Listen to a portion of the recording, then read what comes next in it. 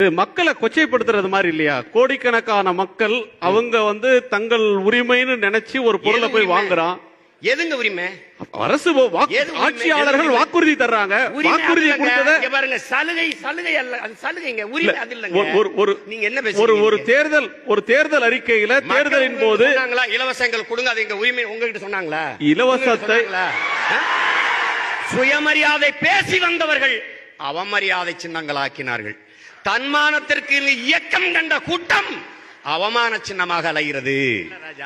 நான் கேட்கறது ராஜா, நான் இவங்கள மாதிரிலாம் எங்க அண்ணன் பாலு மாதிரிலாம் இலவசம் வேணும், ஆனா அது வேணாம். என் தம்பி சுசி சொன்னா பாருங்க, அது இருந்தா அது இலவசத்தை ஒழிப்போம்.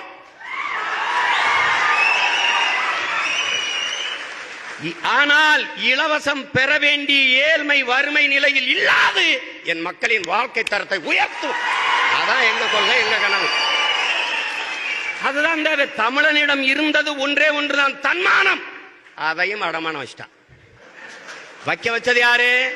சுயமரியாதை பேசி வந்தவர்கள் அவமரியாதை சின்னங்களாக்கினார்கள்.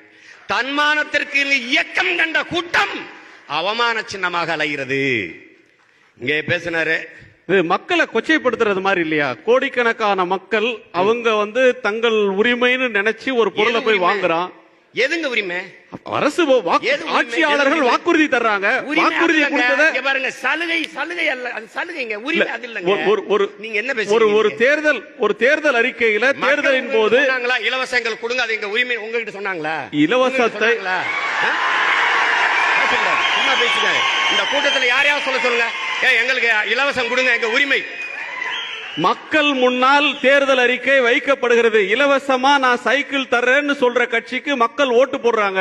மக்கள் எனக்கு சைக்கிள் தா, எனக்கு உரிமை, அது நீ சொன்னதை செய்யு கேட்கிற உரிமை மக்களுக்கு இருக்கா இல்லையா? அதை எப்படி நீங்க கொச்சைப்படுத்த முடியும்?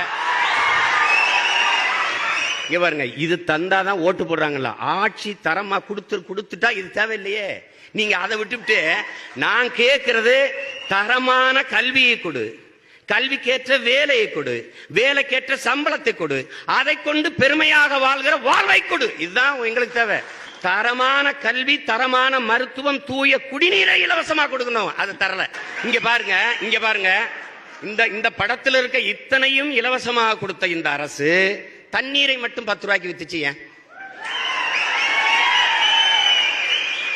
ஏன் தண்ணீரை இலவசமாக தர முடியாது? ஏன்னா தண்ணீரை இலவசமா தந்தா அதை விற்கிற தனியார் முதலாளி பாதிக்கப்படுவான். அவன் பாதிக்கப்பட்டா உனக்கு என்ன? அவன் இருந்து வர கமிஷன் நின்றும்.